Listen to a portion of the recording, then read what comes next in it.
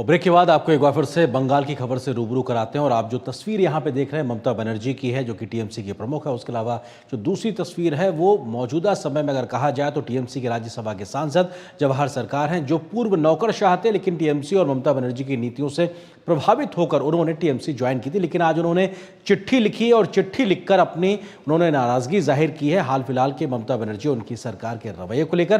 क्या क्या बड़ी बातें उन्होंने अपनी चिट्ठी में लिखी है और क्या आरोप लगाए हैं ममता दीदी पर, उसका हम जिक्र करते हैं। उन्होंने कहा कि कोलकाता का मामले में तुरंत सख्त कदम नहीं उठाया गया। महिला ट्रेनी डॉक्टर के साथ में रेप और हत्या का जो मामला था, जिस पर उबाल पूरे देश में देखने को मिल रहा, उस पर उन्होंने कहा कि तुरंत कदम नहीं उठाया गया। ममता बनर्जी पहले की तरह एक्शन में नजर नहीं आई, जो पहले किसी समय हुआ करती थी फायर ब्रांड लेडी की तरीके से किसी भी मसले पर जमीन पर उतरती थी, लेकिन इस मसले पर वो नदारत नजर आई। देर से लचर कदम उठाया गया, सख्त कदम तो उठाया ही नहीं गया और देर से एक लचर कदम उठाया गया। शांति बहाल होनी चाहिए और दोषियों को सख्त सजा मिलनी चाहिए। अपनी चिट्ठी में जवाहर सरकार इस बात का जिक्र करते हैं उन्होंने लिखा कि आंदोलन मुख्यधारा की जो मुख्यधारा है वो गैर राजनीतिक, यानी कि मुख्य तौर पे जो लोग आंदोलन कर रहे हैं वो गैर राजनीतिक है, इसलिए राजनीतिक तौर पर इससे टकराव से बचने की जरूरत है। उन्होंने ये भी कहा कि आम लोगों को राजनीति नहीं न्याय चाहिए, क्योंकि जो लोग प्रदर्शन कर रहे हैं सड़क पे वो राजनीति से नहीं बल्कि स्वस्फूर्त तरीके से जमीन पे उतरे हुए। उन्होंने कहा कि कुछ भ्रष्ट लोगों के दबंग रवैये के खिलाफ जनता में गुस्सा है। जनता कौन? बंगाल की जनता में कुछ दबंग लोग कौन है, जो कि पार्टी से जुड़े हुए यानी टीएमसी से जुड़े हुए लोग हैं, उनके खिलाफ एक गुस्सा है जो इस वक्त बंगाल की सड़कों पर दिखाई पड़ रहा है। इसके अलावा वो लिखते हैं कि टीएमसी के नेताओं ने भ्रष्टाचार के अकूत संपत्ति अर्जित की, यानी कि जो अगला मामला वो लिखते हैं वो ये लिखते हैं कि आप पार्टी के अंदर एक प्रकार की एक ऐसी व्यवस्था पनप रही है जो भ्रष्टाचार को लगातार पनपते हुए देख रही है और कई लोगों ने अकूत संपत्ति अर्जित की। उन्होंने कहा कि पंचायत और नगर पालिका स्तर के जो स्थानीय और छोटे नेता हैं उन्होंने भी भारी संपत्ति बना ली है। और जब वो चिट्ठी में विस्तार से लिखते हैं तो अपने 41 साल के करियर के बाद भी उतनी संपत्ति की जिक्र नहीं कर पाते हैं कि जो उनके पास नहीं है, बल्कि उससे ज्यादा स्थानीय स्तर के छोटे टीएमसी के नेताओं ने भ्रष्टाचार से संपत्ति अर्जित कर ली। इस बात का जिक्र जवाहर सरकार अपनी चिट्ठी में करते हैं। उन्होंने लिखा कि भ्रष्टाचार की मार से बंगाल के लोगों को नुकसान हुआ है, क्योंकि जो जनता का पैसा है वो जनता के पास नहीं जा रहा, उसका नुकसान आम लोगों को हो रहा है। बंगाल भ्रष्टाचार और दबंगई को स्वीकार नहीं कर पा रहा है और ये अपने आप में एक विद्रोह की स्थिति दिखाई पड़ रही है जो सड़कों पर प्रदर्शन के तौर पर नजर आ रही। 2022 में पूर्व शिक्षा मंत्री के भ्रष्टाचार के खिलाफ खुले सबूत मौजूद थे। ये बात जवाहर सरकार अपनी चिट्ठी में लिखते हैं और कहते हैं कि साहब उस समय भी उन्होंने इस बात की आवाज उठाई थी। उन्होंने कहा कि भ्रष्टाचार के खिलाफ बोलने पर पार्टी के वरिष्ठ नेताओं ने उन्हें परेशान किया, क्योंकि उन्होंने कहा था कि साहब सबूत मौजूद हैं, पार्टी को और पार्टी नेतृत्व को इस पर कार्रवाई करनी चाहिए किस पे, भ्रष्टाचार के खिलाफ। लेकिन उस वक्त उनकी आवाज दबा दी गई और उनको परेशान किया गया वरिष्ठ नेताओं के माध्यम से। कट मनी और भ्रष्टाचार के खिलाफ कोई कार्रवाई नहीं की ममता बनर्जी ने और उस वक्त एक तरीके से लगातार भ्रष्टाचार को संरक्षण दिया गया। खुला खत लिखना मजबूरी हो गई है, क्योंकि निजी तौर पर बातचीत का आपसे मौका ही नहीं मिल पा रहा। यह बात जवाहर सरकार चिट्ठी के माध्यम से ममता बनर्जी को कहते हैं और ये कहते हैं कि साहब आपसे कैसे कहें कि क्या हालात हैं, क्योंकि आपसे मिल ही नहीं पा रहा हूं, इसलिए खुला खत लिखना पड़ रहा, चिट्ठी के माध्यम से आपसे ही हम बात कर रहे हैं। तो ये अपने आप में उस चिट्ठी का मजमून है जो जवाहर सरकार टीएमसी के राज्यसभा के सांसद है जिन्होंने इस्तीफा दे दिया है, उनके चिट्ठी में लिखा हुआ है। लेकिन आवाज उठाने पर कार्रवाई, क्योंकि अब जो उन्होंने एक तरीके से पार्टी के अंदर से बगावत की है, इससे पहले भी कुछ सुर पार्टी के अंदर से आए हैं, उस पर कार्रवाई भी हुई है, वो उसका जिक्र करते हैं। टीएमसी के सांसद सुखेंदु शेखर ने कोलकाता के पूरे इस मामले पर सवाल उठाए थे और उन्होंने एक तरीके से पुलिस और ममता बनर्जी की कार्यप्रणाली पर सवाल उठाया था और प्रिंसिपल की जो भूमिका है उस पर भी सवाल उठाए थे और उन्होंने इसको लेकर ट्वीट किया था।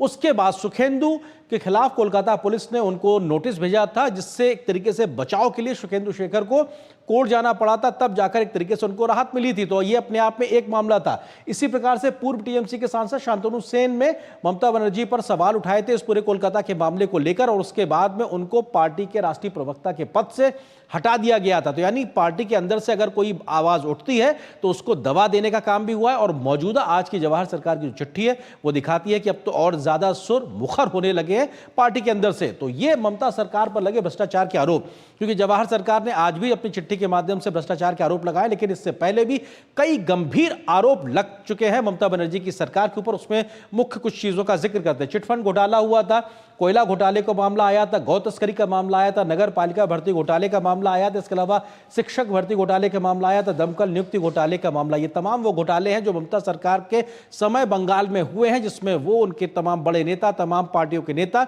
संलिप्त रहे हैं, जिनके ऊपर गाज गिरती रही है। भ्रष्टाचार में लिप्त टीएमसी के बड़े नेताओं के लिहाज से अगर बात की जाए तो ज्योतिप्रिया मलिक जो कि वन मंत्री रहे हैं, वो राशन घोटाले में गिरफ्तार हुए। इसके अलावा जीवन कृष्ण साहा की बात की जाए, वो विधायक है, फर्जी शिक्षक भर्ती घोटाले में वो गिरफ्तार हुए। पार्थ चटर्जी पूर्व शिक्षा मंत्री, शिक्षक भर्ती घोटाले में वो गिरफ्तार हुए। अनुव्रत मंडल वीरभूम जिला अध्यक्ष हैं, गौ तस्करी में वो उनकी गिरफ्तारी हो चुकी है। माणिक भट्टाचार्य जो कि विधायक हैं, शिक्षक भर्ती घोटाले में उनकी गिरफ्तारी भी हुई। कुंतल घोष जो कि युवा नेता टीएमसी के गिने जाते हैं, उनकी शिक्षक भर्ती के मामले में गिरफ्तारी हुई है।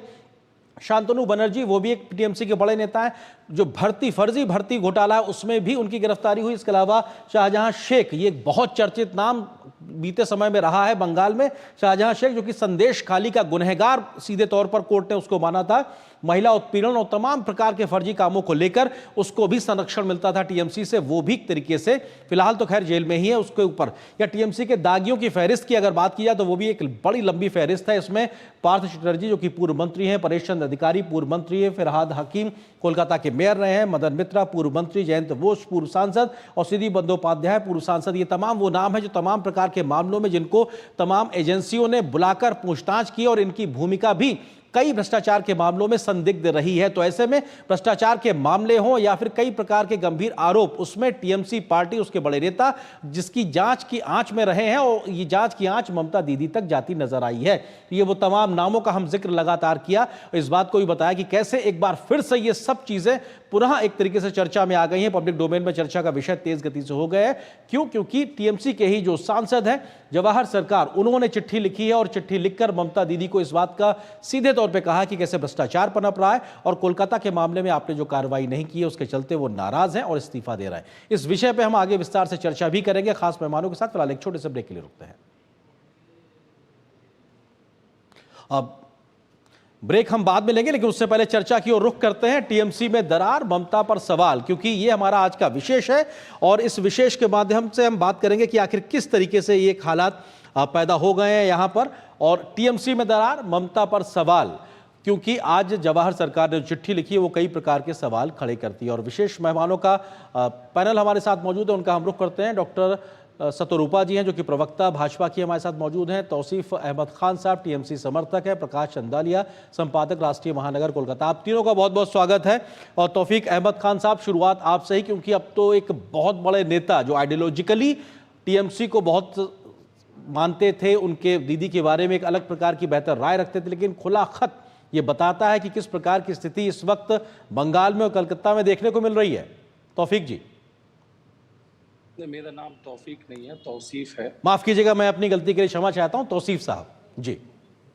जी देखिए, जवाहर सरकार जी वो एक डिप्लोमेट रहे, वो आईएएस ऑफिसर रहे हैं और सिविल सर्विस में उनका सारा जिंदगी गया है। उसके बाद उन्हें राज्यसभा की टिकट दी गई है। वो कोई मेन स्ट्रीम पॉलिटिशियन नहीं है, स्ट्रीट फाइटर नहीं है। बेशक ऐसे आईएएस ऑफिसर्स होने की वजह से उनका जो एक्सपोजर रहा है उसका ममता दीदी ने इस्तेमाल करके लोगों की भलाई के काम करने के लिए उन्हें टिकट दिया था और उन्हें राज्यसभा में जगह दी गई थी। अभी उनका ऐसा सोच है कि वो अपने पद पे रह करके पद के साथ में वो मतलब जस्टिस नहीं कर पा रहे हैं, वो लोगों के काम नहीं आ पा रहे, तो वो रिजिग्नेशन देना चाहते हैं। ये उनकी निजी फैसला है जी। ये रेजिग्नेशन एक्सेप्ट होगा नहीं होगा, पार्टी इस पे क्या स्टैंड लेगी, ये तो वक्त के साथ पता चल जाएगा। लेकिन उनके रेजिग्नेशन से कोलकाता में जो हो रहा है या बीजेपी इसको जिस तरीके से प्रेजेंट करना चाहती है, इसमें कोई सच्चाई नहीं है। देखिए कोलकाता में क्या हो रहा है, मैं आपको 2 दिन पहले का घटना बताता हूँ। तौसीफ जी, तौसीफ जी, मेरा सवाल ये है कि जो जवाहर सरकार सवाल उठा रहे हैं, पार्टी के अंदर के आदमी हैं, वो जो गंभीर सवाल खड़े कर रहे हैं, क्या पार्टी उनसे पूरी तरह किनारा कर रही है? आप लोग असहमति जता रहे हैं, ये मेरा सीधा आपसे पॉइंटेड सवाल है। नहीं, अंदर के आदमी है, उसके लिए मैंने बोला आपसे जी कि वो एक्चुअल में उन्होंने सारा जिंदगी वो सिविल आईएएस ऑफिसर रहे हैं वो, तो पार्टी में या पॉलिटिक्स में उनका इन्वॉल्वमेंट कुछ ही समय से रहा है। तो इसका मतलब सर ये है, मतलब अगर मैं जो समझ रहा हूँ आपकी बात से, कि वो पार्टी में रहते हुए भी पार्टी से एक अलग ही है, क्योंकि उनकी राय इस वक्त जुदा है, तो इसलिए उनकी राय को जुदा माना जा रहा है। मतलब क्या इसका इंटरप्रिटेशन ये है सर? नहीं, ऐसे लोगों भी पार्टी में हैं और इस तरह के और भी लोग हैं जो पार्टी में हैं।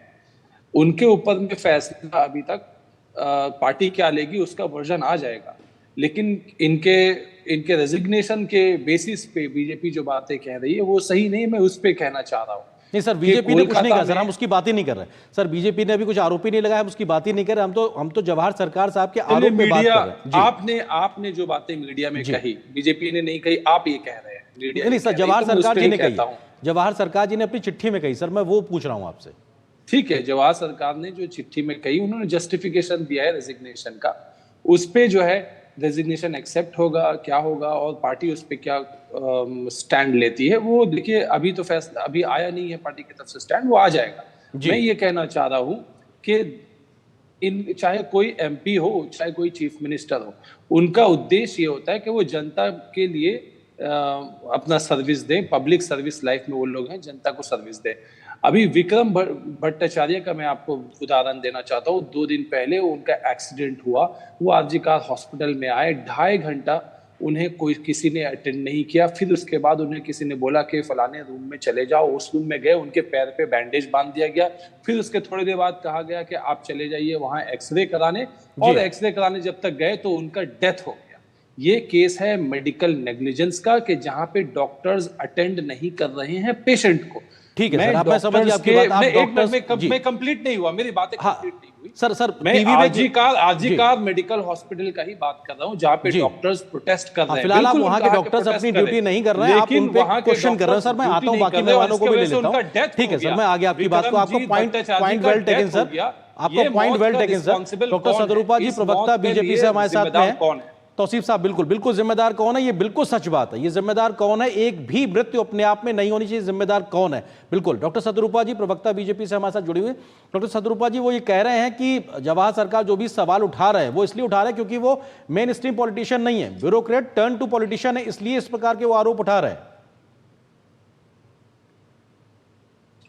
और तौसीफ को मैं बहुत अच्छी तरह पहचानती हूँ, मैं बहुत सारे पैनल उनके साथ किए हूँ, उनका कोई उपाय नहीं है but to defend the situation. लेकिन मैं कुछ सच बताना चाहती हूँ। एक तो पहले ये है कि मैं बीजेपी का प्रवक्ता हूँ और जौहर सरकार को मैं व्यक्तिगत रूप से, फैमिली के तौर से बहुत सालों से पहचानती हूँ। जब वो राइटर्स बिल्डिंग में सीपीएम के टाइम से वो ब्यूरोक्रेट थे, और ब्यूरोक्रेट होने के नाते मैं उनको जितना व्यक्तिगत रूप से पहचानती हूँ, वो बहुत अनुभवी और एक्सपीरियंस्ड एक आदमी है। उन्होंने बहुत सारा आरोप आपने जो चिट्ठी में दिखाया है वो और भी कहे हैं कि कोई मेजर्स स्टेट गवर्नमेंट में ने नहीं लिया। सोचिए कि किसी को अगर सस्पेंड कर दिया गया, अगर ये जो संदीप घोष को अगर तुरंत सस्पेंड किया जाता तो वो एक एडमिनिस्ट्रेटिव मेजर होता। एडमिनिस्ट्रेशन में इतना एक्सपीरियंस्ड होने के नाते उन्होंने बहुत सारे सोल्यूशन चिट्ठी में लिखा कि उनको दुख हुआ कि ये सब सोल्यूशन होने के नाते मुख्यमंत्री ने ये सोल्यूशन अपनाया नहीं। उन्होंने ये she did not use these steps, किसी को सस्पेंड करना, फिर अभी भी विनीत गोयल को सस्पेंड नहीं किया, डीसी नॉर्थ, डीसी सेंट्रल, जिनके बारे में ये जो स्टूडेंट्स लोग जो कंप्लेन कर रहे हैं, बीजेपी भी कंप्लेन कर रहे हैं, कोई एक एडमिनिस्ट्रेटिव स्टेप्स भी नहीं लिया गया। बाकी जो जौहर सरकार ने शायद आपने चिट्ठी, आपको मैं समझती हूँ 5 मिनट आपको पूरा डेमोन्स्ट्रेशन, पूरा प्रेजेंटेशन दे दिया पावर पॉइंट लेके कि ममता बनर्जी सरकार का कहाँ भ्रष्टाचार हुआ है, तो सब बातें नहीं उठा सकते थे। लेकिन जौहर सरकार चिट्ठी में ये भी लिखा है कि उनका जो वैल्यू सिस्टम है, उनका जो एथिक्स है, उनका फैमिली का और पीयर प्रेशर, जो उन लोगों, उनका जो दोस्त वगैरह है, वो लोग पूछते थे अभी भी आप कैसे हो, कितना पैसा ममता बनर्जी आपको दिए है आपको इस पोस्ट में रखने के लिए। वो व्यक्तिगत रूप से बहुत दुखित है। बाकी मुझे इतना कहना है कि जो उन्हीं का तृणमूल का जो एमपी राज्यसभा का अभी भी फिलहाल एमपी है सुखेंदु शेखर राय, वो इतना व्यथित हुआ है, इतना उनका दुख हुआ है कि वो टीवी पे बोलते बोलते रोया नहीं, लेकिन उनका आंख में एकदम आंसू आ गया, दुख भरे उनका गले का आवाज एकदम बंद हो गया है इस अत्याचार के बारे में जब वो बोलते हैं। डॉक्टर शांतनु सेन, ये बावजूद कि वो आरजी कौर का हेड, एक समय का हेड हुआ करता था, वो खुद बोला है कि मैंने डॉक्टर शांतनु सेन ने डॉक्टर मुख्यमंत्री हेल्थ मिनिस्टर होने के नाते वो एकदम सामने उठा के दिया था कि ये हो रहा है, ये सब भ्रष्टाचार हो रहा है, फिर भी मुख्यमंत्री ने बिल्कुल कुछ सवाल नहीं यही किया। है कि कार्रवाई उस प्रकार की हुई नहीं, वक्त रहते, इस वजह से आज एकदम, हालात मैंने इस आज प्रकार ये के दिखाई पड़ रहे हैं। नया जी बात नहीं है आर्येंद्र जी। जी 13 साल से ममता बनर्जी हेल्थ मिनिस्टर है। बिल्कुल, ये सच उसके बात है कि अभी हाल बावजूद फिलहाल की कुछ बात है। नहीं मैं आता किया। हूं, मैं आपके पास भी खास मेहमान वरिष्ठ पत्रकार हमारे साथ प्रकाश अंदालिया जी भी मौजूद है। प्रकाश जी, आपको लगता है कि अब जब टीएमसी के राज्यसभा के सांसद जवाहर सरकार जैसे बड़े एक नेता ने इस बात को सीधे तौर पे पब्लिक डोमेन में ला दिया कि साहब पार्टी में भ्रष्टाचार भी चल रहा है, किस प्रकार से लीपापोती की कोशिश की जा रही है इतने बड़े मामले को लेकर, और ये जनता का प्रदर्शन है, इसको राजनीतिक कह के इसको टकराव का स्थिति बना देना ये सही बात नहीं है। वो अपनी चिट्ठी में लिख रहे हैं, किस तरह से आप देखते हैं इस चिट्ठी को प्रकाश जी? आर्येंद्र जी, जवाहर सरकार ने प्रश्न जो उठाए हैं उसका जवाब पढ़ने के बाद में अगर ममता बनर्जी के मन में जरा कहीं भी संवेदना होती तो वो अपने पद से इस्तीफा देती थी। हालांकि उन्होंने जवाहर सरकार के इस्तीफा मिलने के बाद में उन्होंने उनसे फोन पर बात की है, लेकिन जवाहर सरकार ने उस फोन को भी एकदम स्पष्ट रूप से इनकार कर दिया है कि नहीं, मैंने जनता को अपनी बात कह दी और अब मैं अपना इस्तीफा वापस नहीं लूंगा। 11 तारीख को वो नई दिल्ली में जाएंगे और राज्यसभा के सभापति को अपना इस्तीफा सौंप देंगे। ये पहली बात। दूसरी बात यह है कि जिस दिन से ये घटना घटी है पूरे बंगाल के लोगों की आत्माएं रो रही हैं, पीड़ित हैं, दुखी हैं, द्रवित हैं, लेकिन एक व्यक्ति अगर किसी की आत्मा पर यह चोट नहीं पहुंची है तो वो है पश्चिम बंगाल की मुख्यमंत्री ममता बनर्जी। जितने भी इस कांड के बाद में जितने भी उन्होंने कदम उठाए हैं उनके विभाग से जुड़े हुए हैं और सारे कदम उल्टे साबित हुए हैं। इस घटना स्थल को लेकर के जिस प्रकार से उसको बदलने की कोशिश की गई, आप देख लीजिए, स्वास्थ्य विभाग उनके अंडर में है, उन्होंने सबसे पहले 45 डॉक्टरों को हटाने का एक निर्णय लिया, बाद में उसको वापस लेना पड़ा। और सबसे बड़ी बात यह है कि संदीप घोष के साथ में ऐसा क्या रिश्ता इस सरकार का है कि उसके खिलाफ वो कदम अब तक नहीं उठाती रही। आर्थिक घोटाले की बात और उसके बाद में इतना सब कुछ जो कुछ भी हुआ है, घटना स्थल के पास जो एक सेमिनार हॉल था उसका रिनोवेशन कराने के लिए दीवार तोड़ने का आदेश तक संदीप घोष देते हैं, सारी बातें खुल करके सामने आ रही है। ये सरकार नंगी हो चुकी है। ये मुख्यमंत्री ममता बनर्जी हैं, गृह मंत्रालय उनके पास में, जो पुलिस विभाग पूरी तरह से नाकारा साबित हो गया है। 14 अगस्त की घटना हुई थी, रात को 8-10 हजार की संख्या में लोग वहां मौजूद होते हैं, लेकिन वहां पर कुछ भी कार्रवाई पुलिस को पता नहीं चलती है, उन पर हमले कर दिए जाते हैं। दूसरी बात यह है कि आज के दिन जिस वक्त हम लोग ये डिबेट कर रहे हैं आर्येंद्र जी, इस वक्त भी पश्चिम बंगाल कलकत्ता में 2 जगह पर बड़े आंदोलन चल रहे हैं। नॉर्थ कलकत्ता में सोदपुर से लेकर के श्याम बाजार तक आर्येंद्र जी लगभग 15 किलोमीटर का रास्ता है और लोग हाथ से हाथ मिलाकर सड़क के दोनों किनारे खड़े हैं। दक्षिण कलकत्ता में भी ये चल रहा है। ये सारी चीजें, और अभी सफीर भाई ने बहुत अच्छी बात कही, विक्रम भट्टाचार्य की जो घटना हुई है, जिसकी दुर्घटना में चोट लगी थी और उसके बाद में इलाज नहीं होने से उनकी मृत्यु हो गई, इसे स्पष्ट रूप से कहा जा सकता है कि चिकित्सा के अभाव में हुई है। आज जो हमारे चिकित्सक हैं, जूनियर डॉक्टर्स जो हैं, वो 1 महीने से हड़ताल पर क्यों हैं? एक डॉक्टर के साथ में दुर्दांत घटना हुई है और ये सरकार कुछ नहीं कर पा रही है। बिल्कुल, जो हो रहा है वो क्यों हुआ, और ये सवाल अपने आप में बहुत महत्वपूर्ण है। तौसीफ जी, एक और बड़ी बात जो जवाहर सरकार ने अपनी चिट्ठी में लिखी है, तौसीफ जी आपसे समझना चाहता हूं, वो है भ्रष्टाचार का मामला। क्योंकि भ्रष्टाचार को लेकर उन्होंने सीधे लिखा कि साहब 41 साल के ब्यूरोक्रेटिक पूरी इतनी बड़े ओहदे पर रहने के बाद मेरे पास उतने पैसे नहीं जितने कि छोटे नगर पालिका और स्थानीय स्तर के नेताओं ने कमा लिए हैं भ्रष्टाचार से। ये तो सीधे सीधे आरोप हैं, इसमें आप क्या कहना चाहेंगे? देखिए, कौन डॉक्टर कितना रुपए कमाता है उसके बारे में कोई क्या टिप्पणी दे सकता है? सर डॉक्टर अगर नहीं, किसी डॉक्टर ने, सर डॉक्टर की नहीं, उन्होंने नगर पालिका और स्थानीय स्तर के छोटे टीएमसी कार्यकर्ताओं के द्वारा कमाए गए भ्रष्टाचार से पैसे का जिक्र किया है, डॉक्टरों का नहीं किया सर। ठीक है, लेकिन आपकी पार्टी के नेता उसके खिलाफ शिकायत करते हैं और चिट्ठियां देते हैं, उस पर भी सरकार कोई कार्रवाई नहीं करती। जी प्रकाश जी, तौसीफ जी से जवाब ले देते हैं जी। हाँ, आप कह रहे कि पार्टी के कार्यकर्ता ने पार्टी का झंडा उठा करके बहुत रुपए कमाया। अब देखिए, कोई ज्यादा रुपए कमाए, कम रुपए कमाए, उस पर कोई टिप्पणी नहीं की जा सकती। लेकिन हाँ, अगर कोई व्यक्ति इलीगल तरीके से पैसा कमाता है, पैसा कमा करके टैक्स नहीं देता है गवर्नमेंट को, तो इस पे कार्रवाई की जा सकती है। और मैं ये बिल्कुल मानता हूं कि अगर ऐसे कोई इंफॉर्मेशन है किसी भी नेता के पास में, बीजेपी के हो चाहे सीपीएम के हो, उन्हें जरूर जो है ये कंप्लेन फाइल करना चाहिए और जरूर पुलिस हो चाहे आईटी विभाग हो, आईटी विभाग तो सेंट्रल केंद्र के हाथ में है, पुलिस के अगर कोई कार्रवाई की जरूरत होगी चाहे वेस्ट बंगाल पुलिस तो बिल्कुल वो कार्रवाई करेगी। और ठीक अगर किसी की करप्शन किसी सामने आती है, अगर सरकारी एम्प्लॉय उसमें कहीं इन्वॉल्व है तो उसके खिलाफ सरकार एक्शन ले सकती है। प्राइवेट बिजनेसमैन के खिलाफ जो है वो आईटी की प्रोसीडिंग्स हो सकती है, पुलिस की प्रोसीडिंग्स हो सकती है, उसमें पार्टी को ब्लेम करना मुश्किल है। लेकिन अगर कोई करप्शन में इन्वॉल्व है जो गवर्नमेंट का कर्मचारी है तो उस पे गवर्नमेंट की तरफ से बिल्कुल सस्पेंशन हो चाहे जो भी। ठीक है सतरूपा जी, वो टीएमसी की तरफ से वो कह रहे हैं कि साहब अगर कोई गलत होगा तो उस पर कार्रवाई की जाएगी, कानून अपना काम करेगा। कब करेगा आर्यन जी?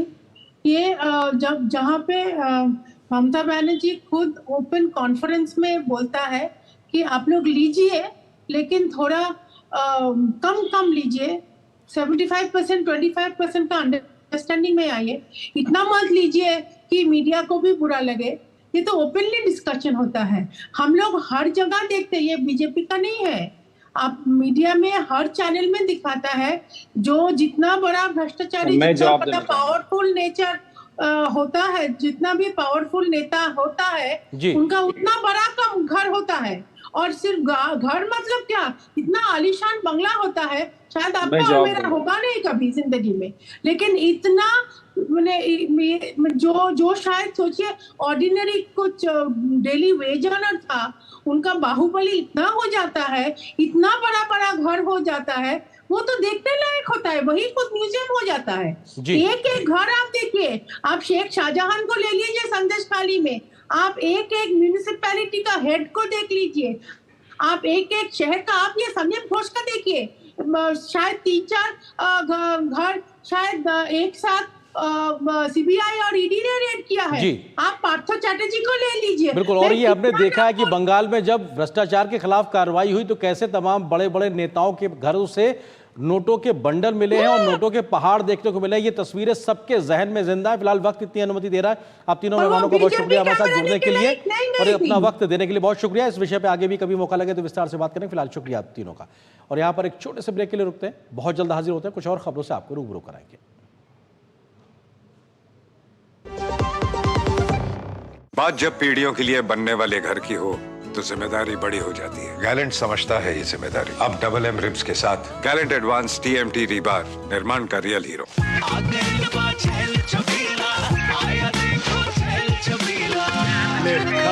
अच्छा भैया, मेरी गाय को भी अपने हाथों से चारा खिला दो। अरे खिलाई देते हैं। हमारी गाय भैया। क्या हो गया, पूरा का पूरा गांव यहाँ आ गया। भैया इसी हाथ से चारा खिलाते हो, तभी तो आपके गाय भैंसों की ब्याज सबसे ज्यादा है। अरे पगले, ये चमत्कार इस हाथ का नहीं, हाथ में जो कपिला पशु आहार है उसका है, जो पशुओं की सेहत अच्छी रखता है और ब्याज भी बढ़ाता है। ले जाओ।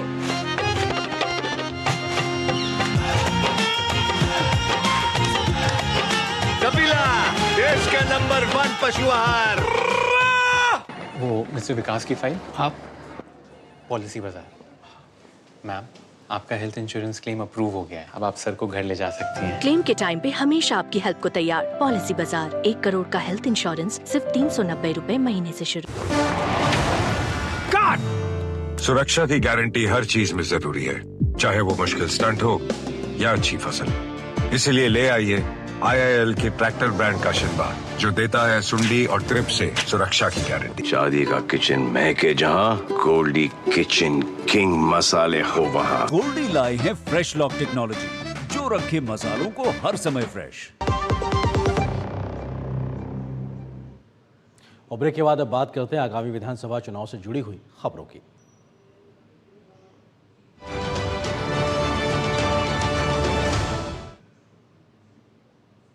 जम्मू कश्मीर विधानसभा चुनाव में स्टार प्रचारकों की रैलियों का दौर शुरू हो गया है।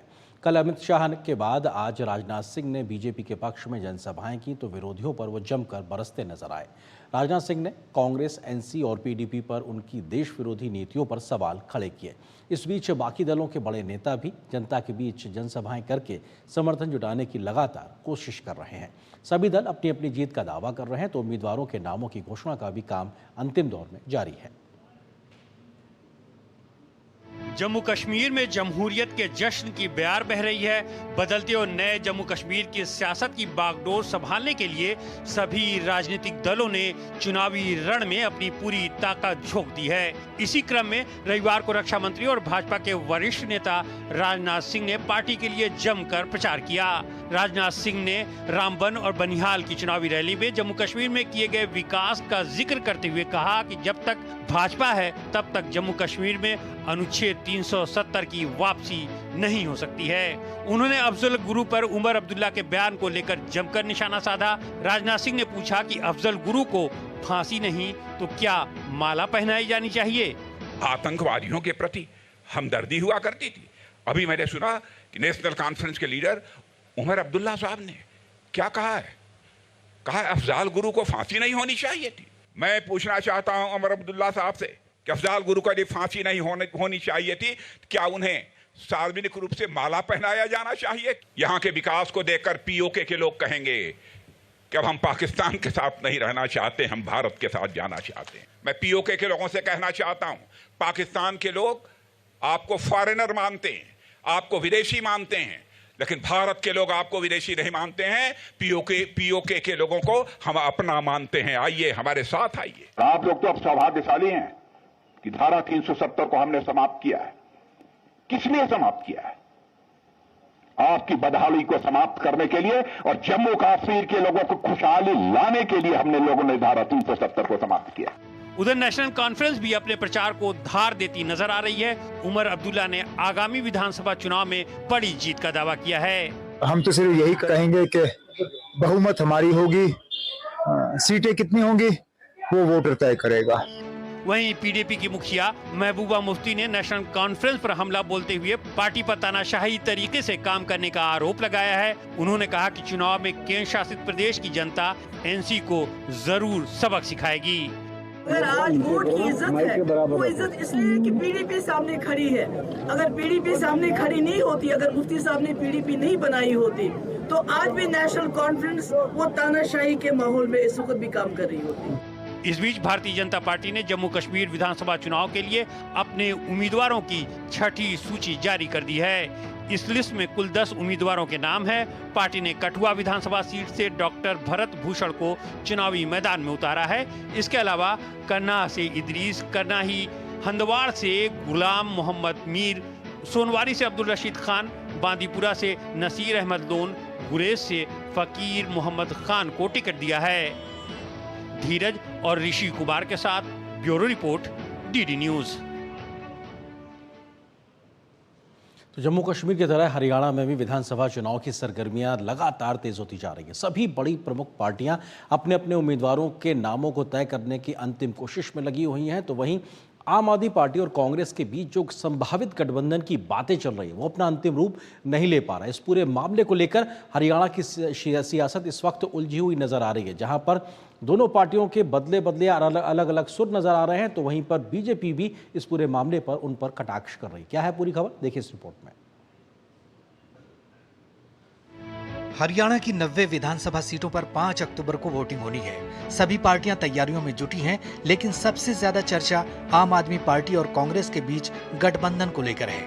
गठबंधन को लेकर कई दौर की मीटिंगें भी हो चुकी हैं, लेकिन दोनों ही पार्टियां कई विधानसभा सीटों पर समझौता करने के मूड में नजर नहीं आ रही हैं। लिस्ट अभी आई है, दूसरी लिस्ट अभी आएगी। केंद्रीय चुनाव समिति विचार कर रही है।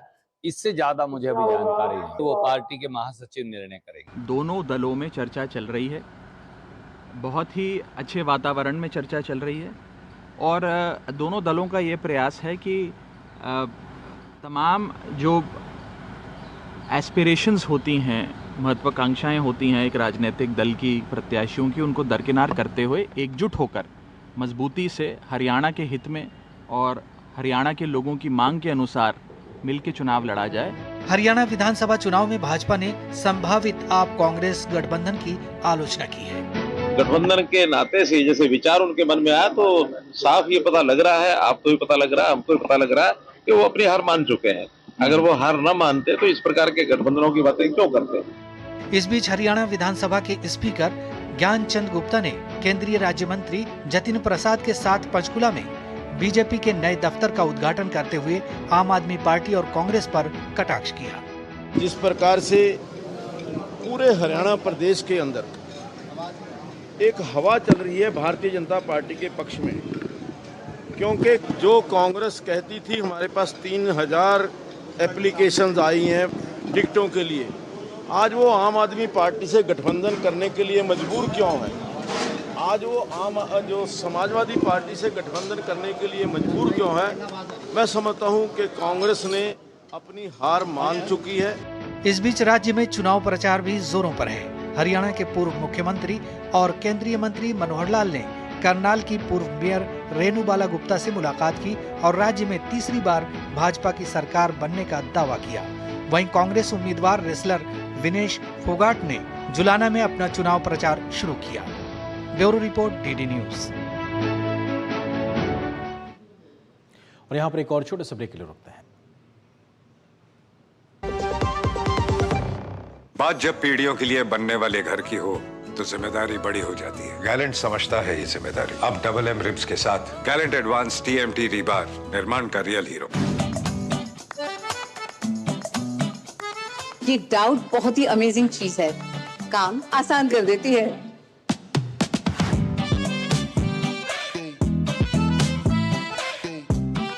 अब जिस पे भी डाउट है वो तो ऑटोमेटिकली आउट है। लेकिन मुथूट फाइनेंस से गोल्ड लोन लेते हुए कोई डाउट नहीं है, क्योंकि यहाँ है पूरी ट्रांसपेरेंसी, 100% भरोसा और सुरक्षा। तभी तो मुथूट फाइनेंस है भरोसा इंडिया का।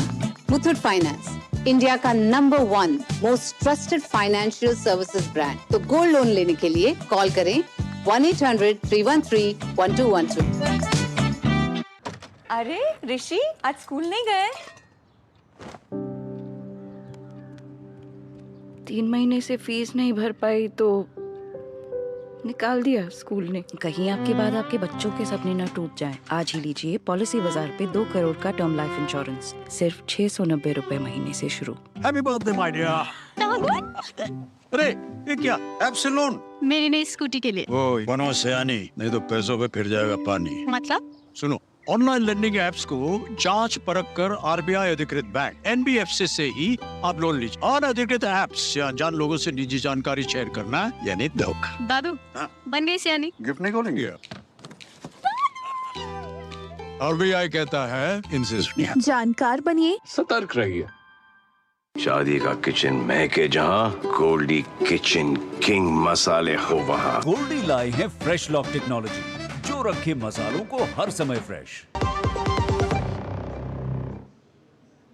और अगली खबर उत्तर प्रदेश से। राजनीति में उत्तर प्रदेश को एक बड़ी प्रयोगशाला माना जाता है, लेकिन प्रयोग का अगर स्तर नीचा हो तो उस पर भी राजनीति होना शुरू हो जाती है। अब उत्तर प्रदेश में अपराधी की जाति को लेकर भी एक तरीके से सियासत देखने को मिली है। डकैती के एक अपराधी के यूपी पुलिस के द्वारा एनकाउंटर किए जाने पर अखिलेश यादव ने सवाल खड़े किए। आज पलटवार किया उत्तर प्रदेश के मुख्यमंत्री योगी आदित्यनाथ। उन्होंने साफ तौर से कहा कि समाजवादी पार्टी की जो मानसिकता है वो अपने आप में सवालों के घेरे में है, क्योंकि अपराधियों के ऊपर होने वाले काम या कहा जाए पुलिस के द्वारा सख्ती होने पर समाजवादी पार्टी और उनके नेताओं को दर्द क्यों होता है। क्या है पूरी खबर, देखिए इस रिपोर्ट में। सुल्तानपुर डकैती कांड में हुई मुठभेड़ को लेकर उत्तर प्रदेश सरकार को घेरने की कोशिश कर रही समाजवादी पार्टी पर मुख्यमंत्री योगी आदित्यनाथ ने जोरदार पलटवार किया है। अंबेडकर नगर में योगी आदित्यनाथ ने समाजवादी पार्टी पर जमकर निशाना साधा। उन्होंने कहा कि मुठभेड़ में डकैत मरा तो सपा को बुरा लग रहा है। अपराधी की कोई जाति नहीं होती है, उन्हें इस पर तकलीफ नहीं होनी चाहिए। योगी ने सपा प्रमुख का नाम लिए बिना कहा कि सत्ता विरासत में मिल सकती है, लेकिन बुद्धि नहीं। आपसी मुठभेड़ में डकैत मारा जा रहा है तो समाजवादी पार्टी को बुरा लग रहा है। कह रहे साहब ये नहीं होना चाहिए था। तो क्या होना चाहिए था, पूछना चाहिए। थोड़ा पूछिए इन लोगों से क्या होना चाहिए था। सरकार चलाने के लिए दिल भी चाहिए और दिमाग भी चाहिए। सत्ता वरासत में मिल सकती है, बुद्धि वरासत में नहीं मिलती है। योगी आदित्यनाथ यही नहीं रुके, उन्होंने सपा पर सत्ता में लौटने के लिए षड्यंत्र रचने का भी आरोप लगाया। सीएम योगी ने कहा कि सपा के कार्यकाल में माफियाओं की जिले जिले में समांतर सरकार चलती थी। सपा की सरकार में पुलिस भागती थी और गुंडे माफिया दौड़ाते थे। आज उल्टा हो गया है, माफिया भाग रहा है, पुलिस दौड़ा रही है। जो जितना बड़ा गुंडा और माफिया होता था, समाजवादी पार्टी में उतना बड़ा ओहदा उसको दे दिया जाता था। याद करिए 17 के पहले पुलिस पहले भागती थी, पीछे पीछे गुंडे दौड़ाते थे। आज 17 के बाद उल्टा हो गया है, अब गुंडा और माफिया भाग रहा है, पुलिस उसको दौड़ा रही है। बीते 28 अगस्त को सुल्तानपुर शहर में चौक क्षेत्र के ठठेरी बाजार में भारत सर्राफा के यहां दिन दहाड़े करोड़ों की लूट हुई थी। आरोपियों की तलाश में पुलिस ने कई जगह छापेमारी की। इस बीच एसटीएफ ने मंगेश यादव को इनकाउंटर में ढेर कर दिया। मुठभेड़ को लेकर सपा योगी सरकार पर लगातार हमलावर है। राहुल गांधी ने भी इस पर सवाल खड़े किए। अब योगी आदित्यनाथ पूछ रहे हैं कि आखिर डकैतों से विपक्ष को इतनी हमदर्दी क्यों है। असलहा लहरा कर डकैती डाल रहे बदमाशों ने अगर किसी ग्राहक को गोली मार दी होती तो तब क्या होता। विकास सिंह के साथ ब्यूरो रिपोर्ट, डीडी न्यूज। वहीं उत्तर प्रदेश के मऊ में समाजवादी पार्टी के नेता वीरेंद्र बहादुर पाल पर उन्हीं के साथ काम करने वाली एक महिला ने रेप का आरोप लगाया है।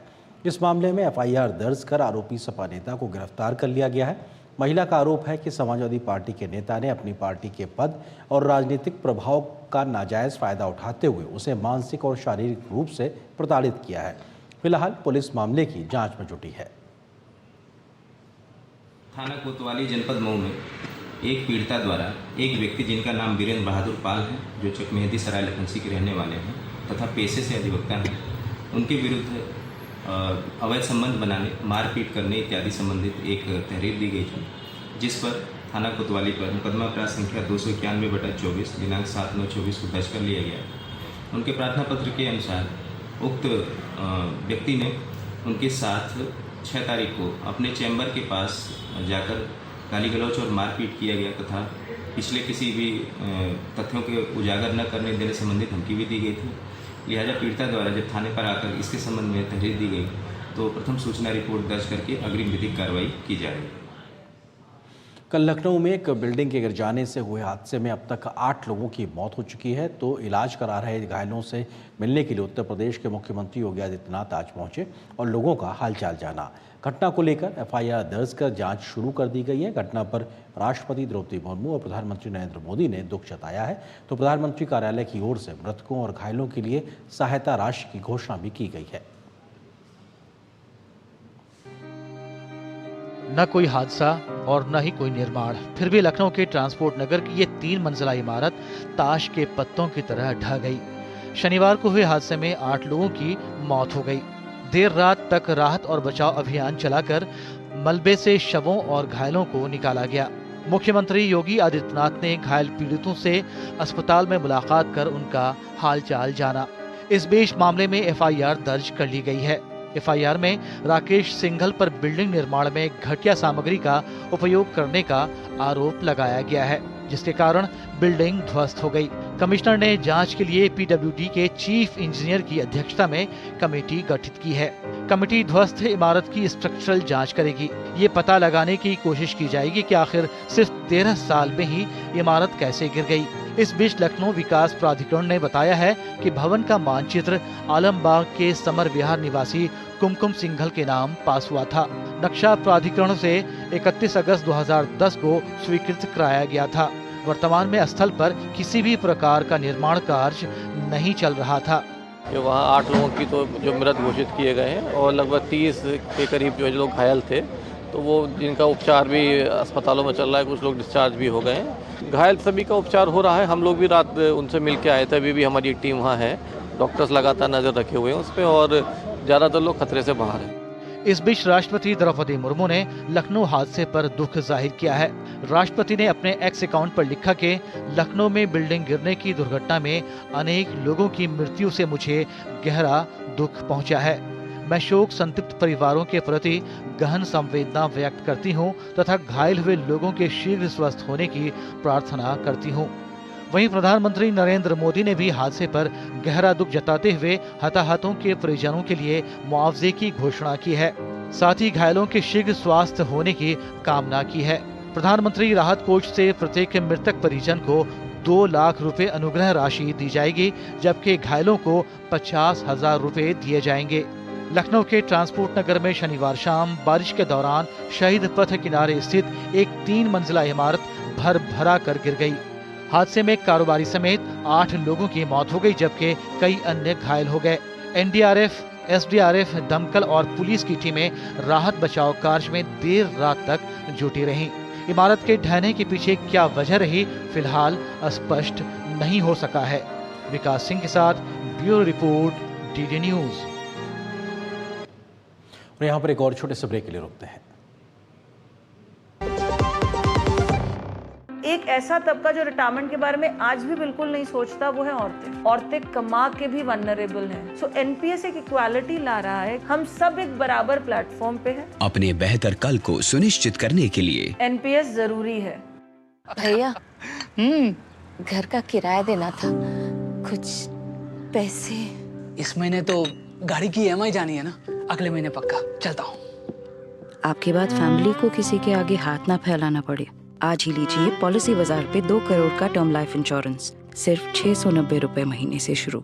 मुथूट फाइनेंस से गोल्ड लोन लेते हुए कोई डाउट नहीं है, क्योंकि यहाँ है पूरी ट्रांसपेरेंसी, 100% भरोसा और सुरक्षा। तभी तो मुथूट फाइनेंस है भरोसा इंडिया का। तो गोल्ड लोन लेने के लिए कॉल करें 1-800-313-1212।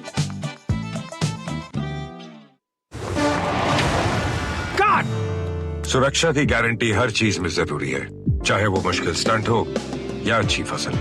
इसीलिए ले आइए IIL के ट्रैक्टर ब्रांड का शिनबार, जो देता है सुंडी और ट्रिप से सुरक्षा की गारंटी। बात जब पीढ़ियों के लिए बनने वाले घर की हो तो जिम्मेदारी बड़ी हो जाती है। गैलेंट समझता है ये जिम्मेदारी। अब डबल M रिब्स के साथ गैलेंट एडवांस TMT रीबार, निर्माण का रियल हीरो। अंतर्राष्ट्रीय साक्षरता दिवस के मौके पर आज दिल्ली के विज्ञान भवन में एक कार्यक्रम का आयोजन किया गया। उपराष्ट्रपति जगदीप धनखड़ ने इस मौके पर कहा कि हमें कम से कम एक व्यक्ति को साक्षर बनाने का संकल्प लेना चाहिए। उपराष्ट्रपति ने सभी राज्यों से राष्ट्रीय शिक्षा नीति को अपनाने की भी अपील की है। अंतर्राष्ट्रीय साक्षरता दिवस के मौके पर नई दिल्ली में आयोजित कार्यक्रम को संबोधित करते हुए उपराष्ट्रपति जगदीप धनखड़ ने लोगों से कहा कि वो कम से कम एक गैर साक्षर व्यक्ति को साक्षर बनाने का संकल्प लें। उपराष्ट्रपति ने कहा कि किसी को साक्षर बनाना मानवता की सबसे बड़ी सेवा होगी। उन्होंने साथ ही कहा कि देश में पूर्ण साक्षरता के लक्ष्य को जल्द से जल्द हासिल करने के लिए हमें मिशन मोड में काम करना चाहिए। हमें आज दृढ़ संकल्प करना चाहिए कि हम एक को जरूर लिटरेट करेंगे और 6 महीने में करेंगे, ताकि साल में 2 कर पाए। थीम तो बहुत ही बढ़िया है, मल्टीलिंगुअलिज्म। दुनिया में भारत के मुकाबले कोई देश नहीं है। We are a unique nation when it comes to richness of language. उपराष्ट्रपति ने कहा कि राष्ट्रीय शिक्षा नीति एक गेम चेंजर है और सभी राज्यों को इसे अपनाना चाहिए। उन्होंने कहा कि इस नीति में मातृभाषा में शिक्षा पर जोर है और ये सभी भाषाओं को महत्व देती है। I will appeal to states that have not adopted national education policy to rethink, revisit, because this national education policy is a game changer. This national education policy allows our youth to fully exploit their talent and energy, and it gives importance to all languages. गौरतलब है कि देश में पूर्ण साक्षरता के लक्ष्य को हासिल करने की दिशा में बड़ा कदम उठाते हुए केंद्र सरकार ने 2022 में उल्लास नव भारत साक्षरता कार्यक्रम की शुरुआत की थी। केंद्रीय शिक्षा राज्य मंत्री जयंत चौधरी ने इस मौके पर सभी राज्यों से उल्लास कार्यक्रम को अपनाने की अपील की, ताकि भारत को 2030 तक पूर्ण साक्षर राष्ट्र बनाया जा सके। साक्षरता केवल एक राष्ट्रीय प्राथमिकता नहीं, ये एक वैश्विक अनिवार्यता है जिसका भविष्य पर दूरगामी प्रभाव होगा। मैं सभी राज्यों और केंद्र शासित प्रदेशों से अनुरोध करता हूं कि वे उल्लास पहल को पूरी तरह से अपनाएं। 2030 तक पूर्ण साक्षरता प्राप्त करने के लक्ष्य की दिशा में अधिक प्रयास करें। शिक्षा के महत्व को समझने और समाज में शिक्षा के प्रति जागरूकता बढ़ाने के मकसद से हर साल 8 सितंबर को दुनिया भर में अंतर्राष्ट्रीय साक्षरता दिवस मनाया जाता है। इस साल साक्षरता दिवस की थीम है बहुभाषावाद के माध्यम से साक्षरता को बढ़ावा देना। भारत में फिलहाल साक्षरता दर करीब 80% है, जबकि विश्व की औसत साक्षरता दर 87% है। केंद्र सरकार द्वारा शुरू किया गया उल्लास नव भारत साक्षरता कार्यक्रम सतत विकास लक्ष्य 4.6 के तहत निरक्षरता को दूर करने और 2030 तक पूर्ण साक्षरता सुनिश्चित करने की दिशा में महत्वपूर्ण भूमिका निभा रहा है। Nishant Saurabh, DD news, Delhi.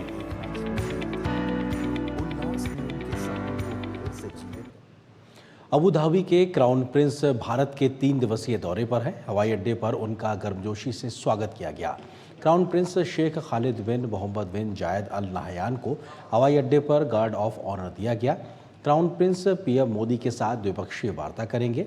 इस यात्रा का उद्देश्य संयुक्त अरब अमीरात और भारत के संबंधों को प्रगाढ़ करना है। क्राउन प्रिंस के साथ मंत्रियों, वरिष्ठ अधिकारियों, उद्योगपतियों और आर्थिक भागीदारियों का एक प्रतिनिधिमंडल भी आया हुआ है। क्राउन प्रिंस खालिद आर्थिक सहयोग बढ़ाने के लिए भारत में वरिष्ठ अधिकारियों के साथ भी बैठक करेंगे। वे कई ऐसे कार्यक्रमों में भाग लेंगे जिनमें विविध क्षेत्रों में अमीरात और भारत के मजबूत आर्थिक और सांस्कृतिक संबंधों को दर्शाया जाएगा।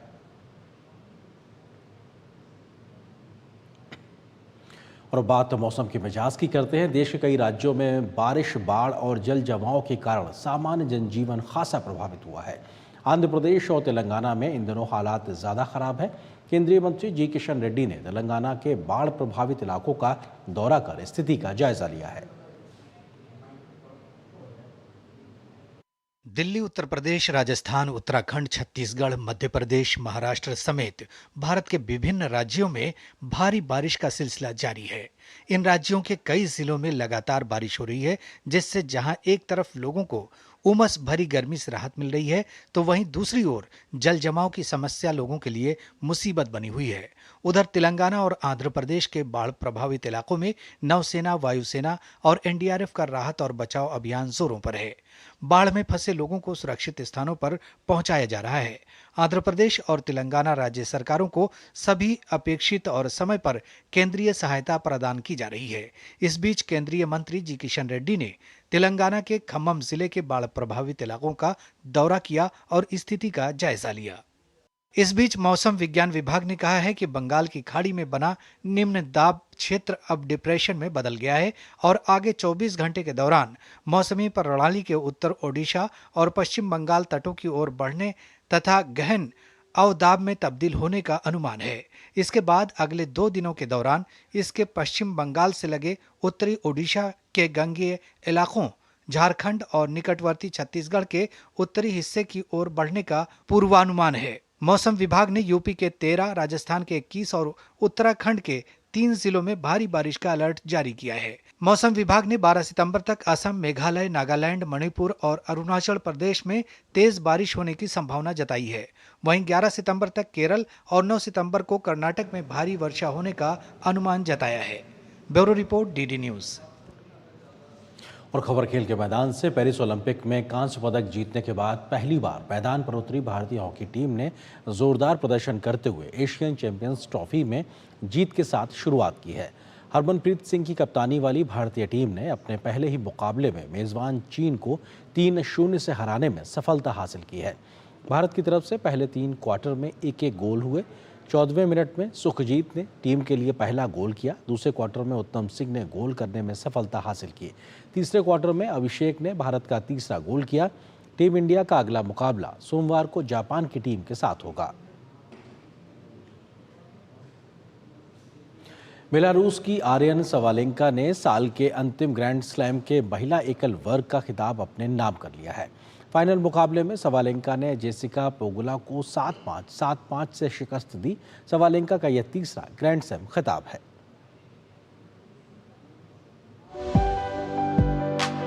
यूएस ओपन के महिला एकल के फाइनल में टक्कर बेलारूस की आरिना सबैलेंका और जेसिका पेगुला के बीच थी। दोनों खिलाड़ी इतिहास रचने के लिए बेताब थीं और बेताबी की ये तस्वीर उनके मैच में भी नजर आई। फाइनल मुकाबला उतार चढ़ाव से भरा रहा। सबैलेंका और पेगुला के बीच दोनों सेट टाई ब्रेकर तक गए, जहां आरिना सबैलेंका चैंपियन बनकर सामने आई। सबैलेंका ने पेगुला को 7-5, 7-5 से हराया और खिताब को अपना बना लिया। आरिना सबैलेंका के करियर का ये पहला यूएस ओपन खिताब रहा, जबकि उनके करियर का तीसरा ग्रैंड स्लैम खिताब। 2023 और 2024 में इस खिलाड़ी ने ऑस्ट्रेलियन ओपन का खिताब अपने नाम किया था। इसके अलावा ये खिलाड़ी 2021 में विंबलडन और 2023 में फ्रेंच ओपन के सेमीफाइनल में भी पहुंची थी। 2016 के बाद किसी महिला खिलाड़ी ने एक ही साल में ऑस्ट्रेलियन ओपन और यूएस ओपन का खिताब जीता है। पिछले साल भी आरिना सबैलेंका यूएस ओपन के फाइनल में पहुंची थी, हालांकि तब उन्हें अमेरिका की कोको गॉफ के हाथों हार मिली थी। Sports desk, DD news. वहीं भारत को सेमीकंडक्टर के क्षेत्र में आत्मनिर्भर बनाने के लिए भी केंद्र सरकार लगातार प्रयास कर रही है। इलेक्ट्रॉनिक्स मंत्रालय के सचिव एस कृष्णन का कहना है कि भारत में इंडिया सेमीकंडक्टर मिशन के अंतर्गत इस साल 5 यूनिट स्थापित करने का लक्ष्य रखा गया है। अगले साल दूसरे भाग में पूर्ण रूप से भारत में निर्मित सेमीकंडक्टर चिप का उत्पादन किया जाएगा। भारत में जो इंडिया सेमीकंडक्टर मिशन है, उसके अंतर्गत अभी तक 5 बड़े यूनिट्स एस्टैब्लिश करने का मौका हुआ है और इसमें कंस्ट्रक्शन शुरू हो गई है। माइक्रॉन यूनिट जो गुजरात में लग रही है, उसी तरह टाटा के 2 यूनिट लग रहे हैं, एक सीजी पावर का यूनिट लग रहा है और अभी रिसेंटली हमने क्लियर किया है केन्स टेक्नोलॉजीज़ का प्रपोजल, केंद्रीय मंत्रिमंडल ने उसकी मंजूरी दे दी है। तो इस हिसाब से जो पहली बार जो है इंडिया में सेमीकंडक्टर का जो एक्चुअल उत्पादन भारत में बनने की अभी संभावना हुई है और अगले साल 2025 में दूसरे भाग में ज़रूर इंडिया में सेमीकंडक्टर चिप्स की फुल स्केल मैन्युफैक्चरिंग होगी। अभी तो पायलट मैन्युफैक्चरिंग तो शुरू हो गई है, कमर्शियल बेसिस पे पहले पायलट मैन्युफैक्चरिंग के हिसाब से सेमीकंडक्टर चिप्स भारत से निकलना शुरू हो गया है, लेकिन फुल स्केल मैन्युफैक्चरिंग अगले साल शुरू हो जाएगी। तो वहीं मंत्रालय के सचिव का कहना है कि भारत ने सेमीकंडक्टर को बढ़ावा देने के लिए विश्व के कई देशों के साथ कोलैबोरेशन किया है। हम दुनिया के काफ़ी सारे देशों के साथ और ख़ासकर लाइक माइंडेड देशों के साथ ऐसे कोलैबोरेशन हम कर रहे हैं। यूनाइटेड स्टेट्स के साथ है, यूनाइटेड किंगडम के साथ है, यूरोपियन यूनियन के साथ है। उसी तरह हमारी ये अंडरस्टैंडिंग जो है, मेमोरेंडम ऑफ अंडरस्टैंडिंग, एक समझौता हमने सिंगापुर के साथ भी किया हुआ है। इसमें जो सेमीकंडक्टर सप्लाई चेन की रेजिलियंस बढ़ाने के लिए ख़ास कुछ मेजर्स लिए जाएंगे। उसी तरह experience sharing, research and development में कोलैबोरेशन और स्किलिंग में खासकर कोलैबोरेशन हम करेंगे और इसके ज़रिए इंडिया में जो सेमीकंडक्टर, भारत में जो सेमीकंडक्टर इंडस्ट्री है उसको काफ़ी बढ़ावा मिलेगा और कुछ एरियाज़ में जो है इंडिया भी सिंगापुर का मदद करेगी। ये एक म्यूचुअल कोऑपरेशन एग्रीमेंट है।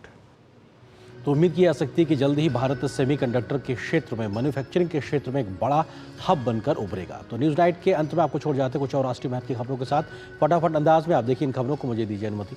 नमस्कार। केंद्रीय मंत्री और झारखंड भाजपा चुनाव प्रभारी शिवराज सिंह चौहान ने झारखंड की सोरेन सरकार पर निशाना साधते हुए कहा कि चुनाव अब नजदीक हैं और जिस सरकार ने 5 साल कुछ नहीं किया, अब वो खोखले घोषणाएं कर रही है। उन्होंने 5 साल कोई नौकरी नहीं दी, सिपाही की भर्ती निकाली लेकिन फिजिकल टेस्ट पूरा नहीं हो पाया और 16 नौजवानों की जिंदगी चली गई। यह हादसा नहीं, हत्या है। असम के मुख्यमंत्री हेमंत बिस्वा शर्मा ने बताया कि असम माध्यमिक शिक्षा बोर्ड और असम उच्चतर माध्यमिक शिक्षा परिषद के विलय को मंजूरी दे दी गई है। एकीकृत इकाई को अब असम राज्य स्कूल शिक्षा बोर्ड के नाम से जाना जाएगा। नया बोर्ड 21वीं सदी की जरूरतों के अनुरूप स्कूली शिक्षा को समन्वित करेगा। ओडिशा के संबलपुर में मुख्यमंत्री मोहन चरण मांझी और केंद्रीय मंत्री धर्मेंद्र प्रधान ने सीएम किसान योजना का शुभारंभ किया। ये कार्यक्रम गंगाधर मेहर विश्वविद्यालय में संपन्न हुआ। सीबीआई ने जीएसटी रिफंड घोटाला मामले में एक बड़ी कार्रवाई करते हुए 3 लोगों को गिरफ्तार किया है, जिसमें एक सरकारी अधिकारी जो कि मुंबई के सीजीएसटी एंटी इवेजन अधीक्षक है और अन्य 2 लोग निजी व्यक्ति हैं। तेलंगाना के हैदराबाद में एक्साइज की टीम ने कई पबों में छापेमारी की। इस छापेमारी में 4 लोगों को अवैध ड्रग्स की जांच में पॉजिटिव पाया गया है।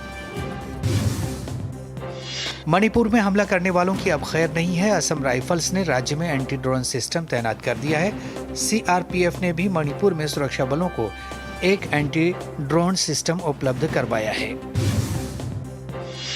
उत्तर प्रदेश की पुलिस को बड़ी कामयाबी हाथ लगी है। मुरादाबाद में 888 गैंग के 6 लोगों को पुलिस ने गिरफ्तार किया है।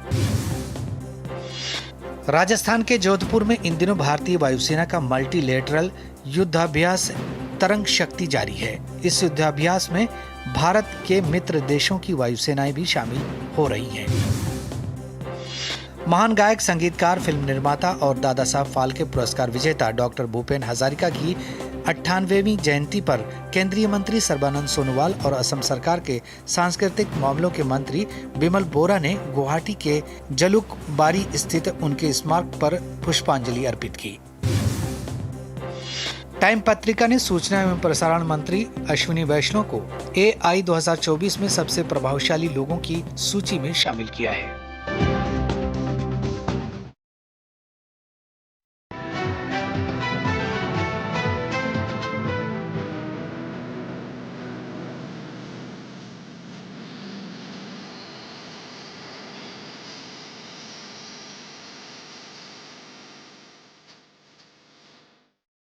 न्यूज नाइट के प्रायोजक थे